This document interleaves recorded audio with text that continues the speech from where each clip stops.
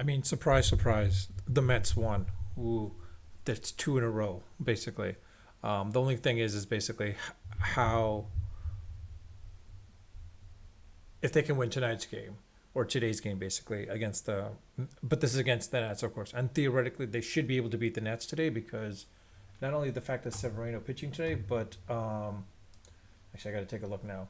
I had it on yesterday, but for the Nats or Nationals, sorry, the one that's pitching today is what's his face? Is Patrick Corbin, and he's got like a honestly, he's at what at a 5 1/4, I believe. Give me a second. I'm so sorry. I'm just checking it out. Yeah, I think it's 5 1/4 right now. So honestly, they should be able to beat the win in this game. Quite honestly, they should be able to win, but that's only if things go the way they're supposed to go. But in reality, is this is the Mets. We know the Mets. I mean, you might have seen some of my videos already in the past, or early, early this month or early this year from on then on, where I've been basically bitching about the Mets. Sorry for the language, to the point where like I'm a diehard. I've been watching them since I don't know the early '80s, like in '82. I think was my earliest game that I can remember. It was Foster Staub, and I think I saw one of the other games I saw was Staub had hit a home run, and I think Seaver. It was not Seaver's last game, but I think second or third to last game basically, and so I've seen them. I witnessed them. You know, not witnessed them, but like I watched them on TV at that time. I've just been surprised that we're still sort of in it, but I guess it's the fact that it's like it's still early on. But quite honestly, like I said, I think the Mets need to like just trade these players. Now, there's been talks that you trade Alonso, get some serious prospects back, so that he'll most likely be a rental player for that team. And if they're willing to take that risk, you get him as a rental player because he may resign with the Mets. The only way I see that happening is if Cohen's willing to open up his wallet. Because quite honestly, if let's say they're offering him $300 million and someone offers him 350, he's going for the money. He's going for the money. That's the dude. The dude's going for the money. I could be wrong. I'm hoping I'm wrong. And this guy is a true Met, and he bleeds orange and blue, or blue and orange. Sorry, um, but it's hard to say. Can we build around him? I don't know about that, but I'll say this: if we can trade him, get some serious tier one prospects or or top 10 prospect, i.e., pitchers, to build out that farm system, bring him back, bring back Alonso, but then also sign Juan Soto. Uh, that would really be helpful for us, quite honestly. And that's where I know that like um,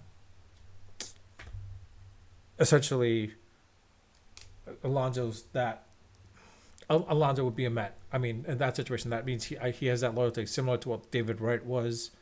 Um, I don't know who else. I want to say Edgardo Alfonso, but the problem is he did go to the Giants, but the Mets had to trade him at that point and let him go. Um,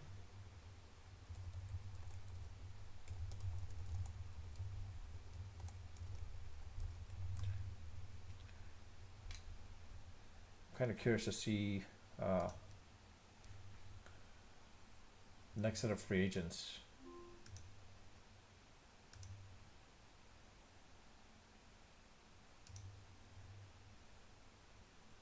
will be exactly. Um, Come on, I'm on Sport Track, trying to look for basically. Shoot, this is now it's not responding. Oh, wonderful! Isn't that grand? And I think my okay, there we go. Let's see for starting pitchers for next year. Let's see who are going to be the free agents. Max Scherzer, which we don't care about. Garrett Cole.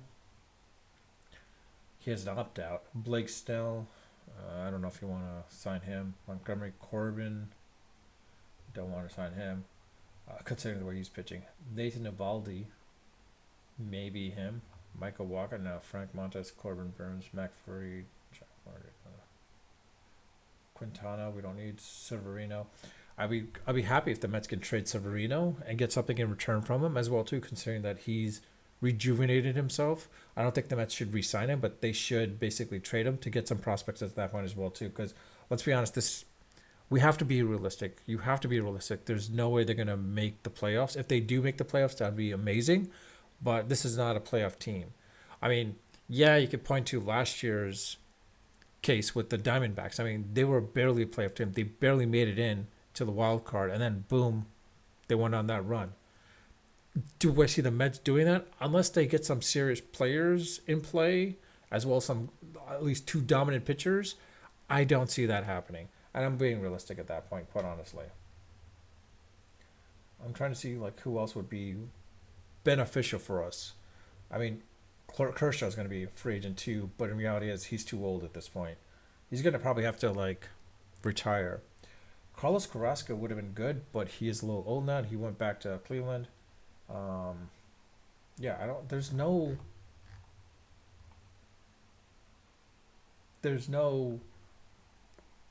pitcher that stands out outside of Garrett Cole and Blake Snell, and Evaldi or Uvaldi. Sorry, Waka could work from a perspective, but I don't know about that.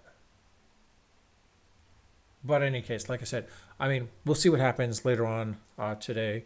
Let's see what the Mets have, what they do. But in reality, is like chances are, if they win, great. The thing is, it comes down to Friday and Saturday's game.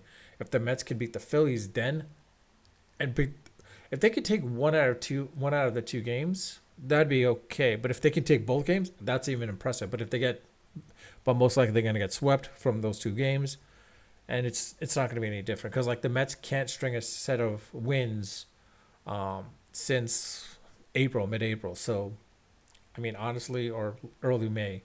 Honestly, at that point, there's no purpose at that point, quite honestly. If the Mets can do it, that would be great, but I highly doubt it. Um, Kind of checking out something right now, very quickly. Um, yeah, it was like mid to late April, essentially. They had a decent winning record at that time. But then again, they were going against Pittsburgh. The Dodgers were still having issues. Um, Kansas City, they barely beat out, but this is Kansas City at that time. I mean, honestly, the fact that they couldn't take the series out of St. Louis, they couldn't get a game out of Tampa Bay, which is a surprise. Um, Atlanta, they started becoming hot, and the Mets couldn't do anything. And the Philadelphia Phillies, they only got one out of the four. I mean, quite honestly, let's see what happens. Hopefully, things change. Hopefully, that Sunday night game against the Phillies changes things considerably. It'll be interesting to see how they do with let's just say with Corbin today, and like how Severino pitches, and if they can get to Corbin and increase his ERA. But with that, I'll leave it at that. Again, please leave me comments in the comment section. I do respond to my comments. I do read them all, and I do respond to them when they want to respond. As a Met fan, I would love to hear from other Mets, what your thoughts are, my opinions, and whatnot. And of course, if you like my channel, like my video, like my content, please subscribe if you haven't subscribed. But with that, I'll leave it at that. Unfiltered, unedited, and of course, always unrehearsed. Until next time.